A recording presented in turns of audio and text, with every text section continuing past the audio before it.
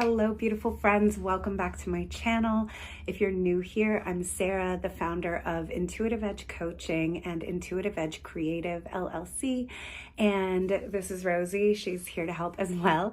We are here to help artists, creatives, and spiritual practitioners build the life and business of their dreams. Please make sure you like, share, subscribe, leave a comment in the box below, visit the links, all the things. And we're going to get into our topic today, which are a few mistakes to avoid when starting your creative small business that I do not see enough people talking about. The first is waiting to set up your business until you have clients. And what I mean by this is that I talk to a lot of creatives who just decide on a name for their business. They throw up an Instagram or a very basic website with like maybe a service on it. And maybe sometimes you can't even exactly tell what their services are or how to buy them. And they start sharing things. They haven't really laid the groundwork of a business. And their thought process is, once I have clients, once I have money coming in, then I'm going to deal with all that other stuff. It's usually because they're a little intimidated by the business side of business. And rather than going to get help for that, they're thinking, well, when money starts coming in, that's when I'm going to have to worry about that. I'm not going to worry about building a product suite until I have customers. I'm not going to worry about setting up a payment processor until I have customers. I'm not going to worry about setting a client onboarding structure until I have customers. I'm not going to worry about setting up business bank accounts until I have customers. That doesn't really work. The idea that other people are going to see your business as a serious and safe business and a safe place to send their money when you don't see it that way, it's a little dicey and it doesn't usually work. This usually holds people at the starting line for a really long time, but the bigger challenge that I see when this happens is that it becomes a self-fulfilling prophecy, and we get into what I always call misinterpreting the data. So people throw up a kind of half-cooked website or Instagram, and maybe they're just saying like, DM me to book or something like that. There's no structure. And then when that's not working and they're not making any money, they go into people don't take me seriously. People don't think I'm good enough. I don't really understand what's not working. Maybe I need another certification. Maybe I need to offer an additional service. Maybe I need to study more. Maybe I need more followers. They're looking everywhere except at the structure of the business side of what they're doing. And this sometimes is accompanied with, I don't know what to post. I don't know what to say. I don't have an email list. I don't send emails. And I'm not going to worry about any of that stuff until I have customers, but I'm not getting customers. So I don't think I'm good enough. Because I don't think I'm good enough, I'm not investing back in my business. And this holds people in the same spot for years and years and years. It is a very common thing for creatives to get trapped in. Don't wait to set up the business until you have clients. The other thing that I see that is similar to this is making your decisions about your business based on, I don't really want to say what feels easiest for you, because you should do things that feel easy for you. That's not bad. But there may be things that overwhelm you about business, or they sound stressful to you. They sound scary to you, like setting up business bank accounts or strategically structuring a product and offer suite, creating a booking system, doing client onboarding, those kinds of things. Maybe it's actually that you have two separate businesses that do very different things, and it sounds overwhelming to you to separate those properly and make there be two separate places for ideal clients for each of those businesses to find you. And that sounds overwhelming to you. So rather than set the business up in the way that would set the business up for success, you decide, I'm just going to throw it all on the same Instagram and let people figure it out. And it's not working. Or this sound like getting a business bank account sounds really stressful and overwhelming to me. So I'm just going to keep putting all of the money that I'm making into my personal account, and I'm going to figure that out later. This is an avoidance situation. You're avoiding the things that overwhelm you versus prioritizing what's best for the business.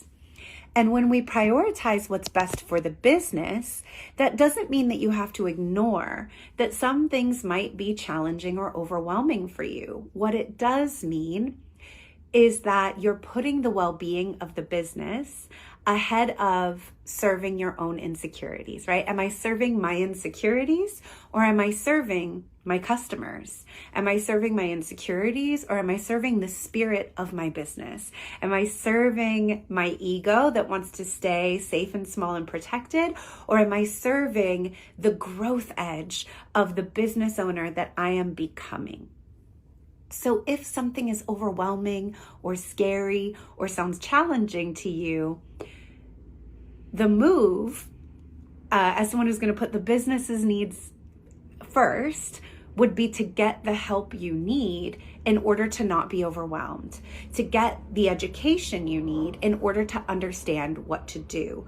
It is your job to resource yourself and take care of yourself and learn the skills and the information that are required for you to be the best steward, the best parent of this business baby that you can possibly be. So rather than making the decisions that are like, well, this is what feels easiest and safest for me, that allows me to keep avoiding the stuff that I don't really know how to do and I don't really want to deal with, you're going to prioritize what's best for the business and say, okay, yes, it scares me and overwhelms me to figure out legal structure and tax structure for my business, but it scares me and overwhelms me because I haven't done it before. And that's okay. I am capable of learning new things. I am able to call in the help that I need in order to take the steps I need to take so that it no longer overwhelms me and stresses me out. I'm able to resource my own nervous system so that I can address these things head on. And then I will make the decision that is appropriate for my business, and I will take the steps that I need to take to set my business up for success. That's our job. And I also have to let you know, as somebody who's been in business for a long time, it never goes away. At every new level of growth, you're going to encounter new things that are scary and overwhelming. You're going to have to learn new software. You're going to have to deal with the IRS. There's always some new big growth edge. Leadership becomes one. I'm going to have to hire people, which means I'm going to have to give people feedback, which means I'm going to have to fire people. There's always another growth edge that might feel scary, overwhelming, intimidating. And if we ignore it, it is usually to the detriment of the growth of our business. Your business growth and your personal growth are always connected. That's something I'm going to be talking about a lot in future videos. So making sure that when you are making a decision, it is the decision that's right for the business. And if that means you've got to learn some stuff or get some help, then that's what you've got to do. And the third mistake that I see is connected to both of these, which is waiting to get help until you have clients. So a lot of people follow me on Instagram, they're reading my emails, they talk to me and they say, well, I'm not making money in my business yet. And there's all of this business stuff I don't know. And I'm super intimidated by it. I'm very dysregulated by it. I find it overwhelming. I find it stressful. I find it scary. I know that I need help, but I'm not making any money yet. So I'm not going to get any help until I have clients. I used to do that one. Just like number one, that holds us stuck in on the starting block and never taking off for a really long time. It is your responsibility to get the help you need, to learn the skills you need to be able to take care of your business so that you can take care of your clients. And a very important thing to consider if you're in that, well, I know I need help, but I'm going to wait to get it until I have clients thing, is that sometimes deep down what's happening is that we want other people to invest in us before we invest in ourselves. We want other people to validate us and promise us that we're going to be successful and that investing in our business is a safe bet before we're willing to invest in ourselves. And it doesn't usually work. And the reason it doesn't usually work is because customers can feel the insecurity. They may not know exactly what they feel. They may not know exactly why they feel it, but they do sense it. There is something about the energy of someone who is waiting for external validation before they move like a leader. It's really important to consider that as a business owner, you are a leader. You are the leader of your business and you are leading your customers. You're leading them to make an investment. You're leading them to make a purchase. You're leading them to make a decision. If you are a spiritual entrepreneur or a coach or a therapist or a healer, you're leading them in personal development. That means you have to lead, and you have to lead yourself well, and you have to lead your business well. Leaders go first and followers follow. People tell me I'm not making enough money because I don't have enough followers. Who do followers follow? They follow leaders. Are you leading? Are you leading the way? Are you investing in you? Are you treating yourself and your business like you are such a sure bet, like you are such a safe investment because you know you are going to create the conditions for your success? There's no doubt in your mind.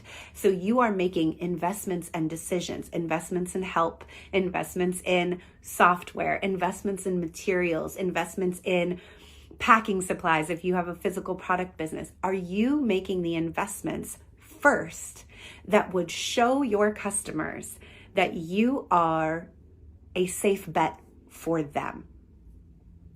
You cannot wait to get the help you need to build a successful business until your business is successful.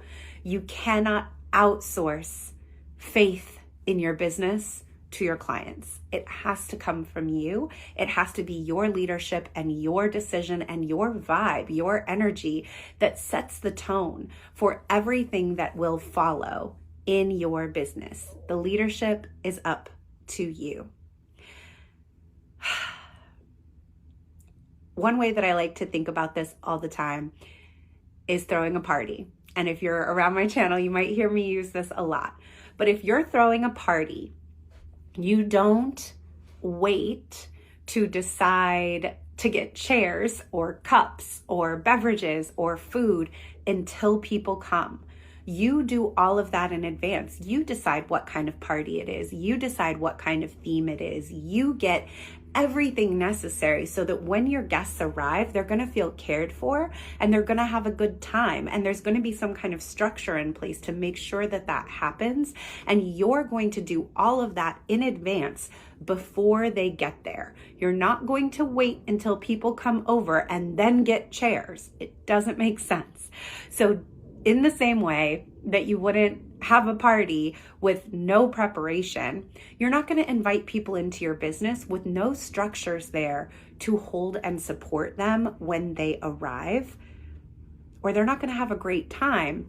And what could be worse is having a situation where you invite all these people, they show up, they get there, and they find out you have nothing ready for them, and then they don't have a great customer experience, and those people never come back.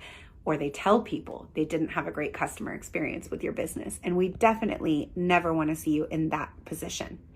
So my recommendation to you is, if you're feeling a little bit lovingly called in, to sit down and write down what are the areas of my business that I've been overwhelmed by, that I've been avoiding, that I've been thinking I will handle later when I'm making more money or when I have clients, and how would you address those things now if you knew for sure that your business was going to be successful, and that you wouldn't fail.